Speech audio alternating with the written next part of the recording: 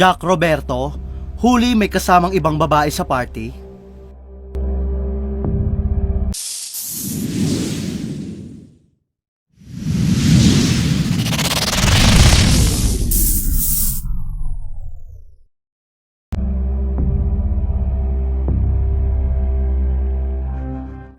Jack, kaya nga ba hindi nagsiselos sa tambalan ni na Barbie Fortesa at David Licauco dahil may kalokohan palang ginagawa?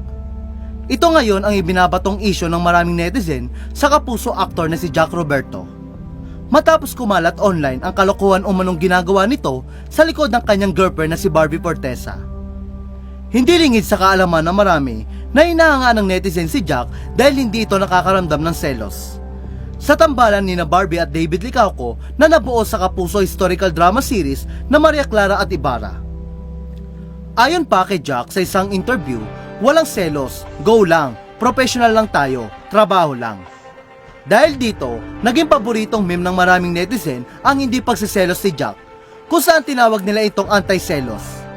Sa katunayan, marami ang gustong mag-enroll sa Jack Roberto University o JRU at magpaturo kay Jack kung paano hindi magselos.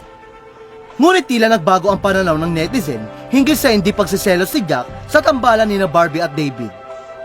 Ito'y makaraang kumalat ang chikang di umano'y na mataas siya sa isang birthday party kasama ang sexy actress na si Aba Mendez. Ayon sa isang source na nakasama umano ni na Jack at Aba, di umano'y nagpunta ang dalawa sa birthday party ng kanilang common friend. Nag-inuman daw sina Jack at Aba kasama ang kanilang mga kaibigan. Ngunit kahit natapos na raw ang party, ayaw pa raw umuwi ni Jack. Kaya naman daw nag-book sa isang hotel ang kaibigan ng dalawa kung saan umano nila itinuloy ang kanilang inuman.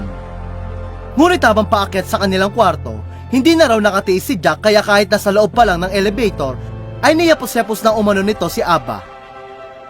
Samantala, sinabi ng source na pinipigilan ng kanyang mga kaibigan si Jack, ngunit ayaw doon itong magpapigil.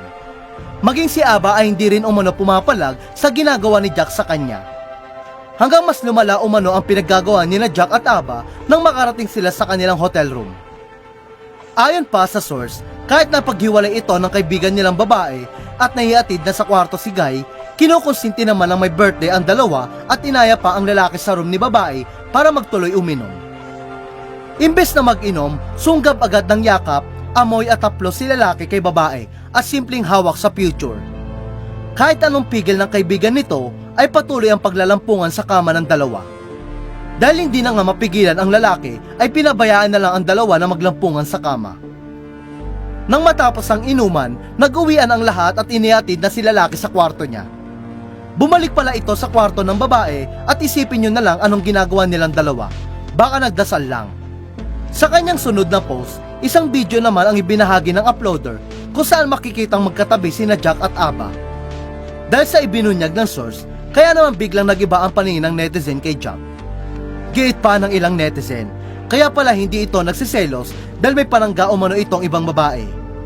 Sa kasalukuyan, wala pa namang reaksyon o komento sina Jack at Aba. Maging ang girlfriend ni Jack na si Barbie hinggil sa issue.